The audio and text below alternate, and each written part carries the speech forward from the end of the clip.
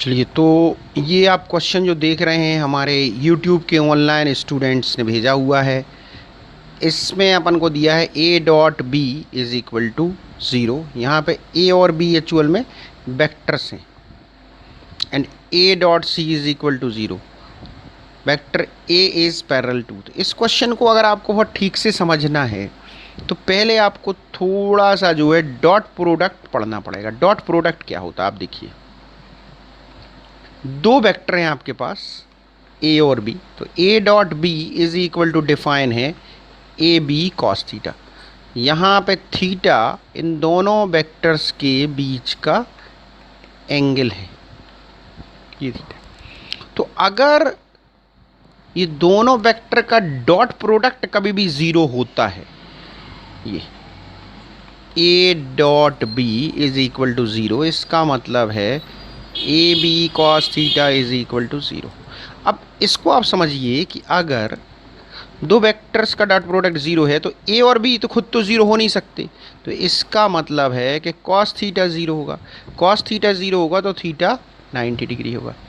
तो आप यहाँ से ये बात सीख लें अच्छे से कि कभी भी दो वेक्टर्स के बीच का डॉट प्रोडक्ट 0 है तो दोनों वेक्टर परपेंडिकुलर हैं, यानी वेक्टर a और वेक्टर b परपेंडिकुलर होंगे अगर कभी भी a dot b is equal to 0 आता है। ये आपको समझ। अब थोड़ा सा आपको समझना पड़ेगा क्रॉस प्रोडक्ट क्या होता है। अगर अपन दो वेक्टर का क्रॉस प्रोडक्ट करें, जैसे मान लो ये सपोज है वेक्टर a, ठीक है भाई, ये है वेक्टर b।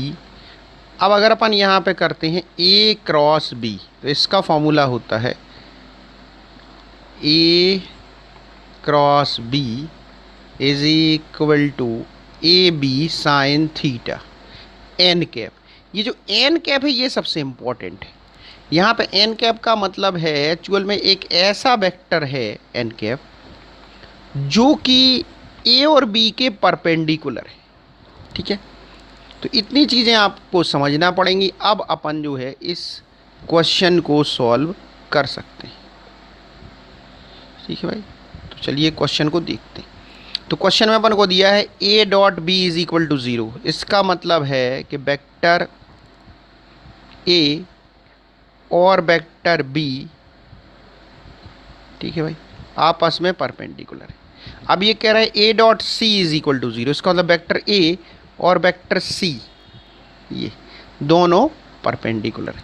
तो इस तरीके का डायग्राम बन रहा है। अब ये पूछ रहे हैं कि vector a is parallel to, तो vector a parallel to b तो हो ही नहीं सकता क्योंकि a और b perpendicular. Vector a parallel to c ये नहीं हो सकता क्योंकि परपेंडिकुलर है। अभी कह रहे हैं a डॉट b तो वेक्टर ही नहीं है, तो बात ही नहीं। तो ये तीन आंसर तो कैंसिल हो, तो आंसर तो 4 है। 4 कैसे आंसर आ रहा है देखिए, 4 ऐसे आ रहा है कि अगर आप इन दोनों वेक्टर का क्रॉस प्रोडक्ट करेंगे b और c का, तो वो जो आएगा वो इसके परपेंडिकुलर आएगा, किसके, b और c के, तो वो a के पैरेलल हो जाएगा। इसलिए करेक्ट आंसर होगा डी, ठीक है। तो ये अभी आपको अगर समझ में नहीं आया तो टेंशन नहीं लें, जब वेक्टर आप ठीक से पढ़ेंगे तब आपको और अच्छे से ये क्वेश्चन समझ में आ